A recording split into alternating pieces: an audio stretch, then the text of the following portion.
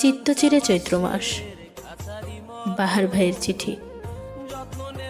প্রিয় রঙ্গনা, আমি জানি চিঠির শুরু সম্বোধনীটা দেখেই তুমি তুমুল আগ্রহে আমায় খুঁজে বেড়াবে। এই মুহূর্তে তুমি তাই করছো, তাই না? তুমি এত বোকা কেন গো? যখন আমার অনুভূতি তোমার হাতের মুঠে, তখন আমার উপস্থিতি দিয়ে কি আসে যায়? তুমি অনুভব করলেই দেখতে তোমার হাতের মুঠোয় ওই চিঠির ভাঁজে আমি আছি।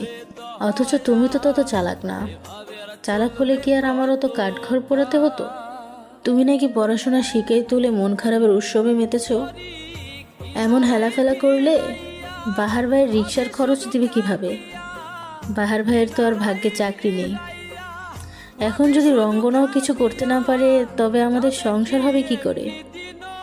বুঝলে রঙ্গনা, তুমি বড্ড বোকা। তাই তো সংসার করার জন্য খুঁজে খুঁজে একমাত্র বাহার ভাইকেই পেলে। জেনে শুনে কেউ নিজের পায়ে কুড়াল মারে বলো তো? আমায় চেয়ে বড্ড ভুল করলে রঙ্গনা। আমায় চাইলে কেবল দুঃখের উৎসব পাবে, আমায় পাবে না।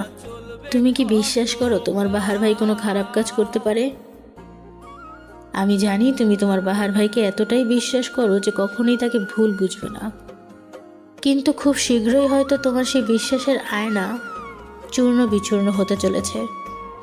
তোমার চূর্ণ বিচূর্ণ বিশ্বাসের ভাঙন আমি দেখতে পারবো না। যে তোমার হয়তো অনেক মানুষ আছে, আমার কেবল তুমিই আছো। তোমার জন্যই হয়তো আমি চাকরির সন্ধান করেছিলাম, একটা ছোট্ট সংসারের স্বাদ করেছিলাম। সময় ও পরিস্থিতির কাজে আজ সব অসহায়। মৃত্যুর আগ মুহূর্ত অবধি আমি চাই তুমি আমায় বিশ্বাস করো। তোমার চোখে অবিশ্বাস আমায় যে বেঁচে থাকার পরেও মেরে ফেলবে। খুব শীঘ্রই আমাদের দেখা হবে রঙ্গনা।